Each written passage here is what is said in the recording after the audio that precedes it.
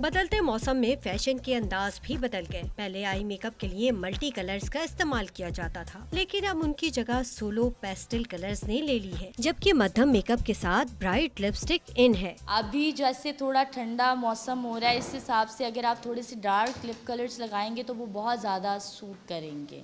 Light eyes के साथ liner soft सा हो और आपका एक मैट सा ब्राइट लिप कलर हो तो वो बहुत अच्छा लगेगा।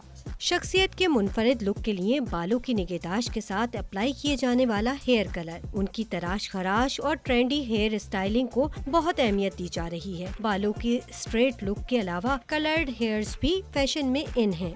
लाइट कलर्स आजकल चल रहे हैं, ऐश हो गया, ब्लॉन्ड हो गया, ये फैशन कलर्स जो भी हैं।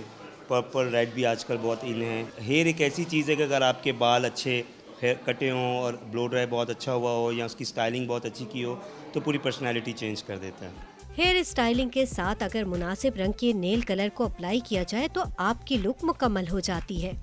माजी में जहां ख़वातीन अपने हुस्न को निखारने के लिए घरेलू टोटकों का इस्तेमाल करती थीं, वहीं अब उसकी जगह ट्रेंडी मेकअप और जदीद हेयर स्टाइलिंग ने ले ली है।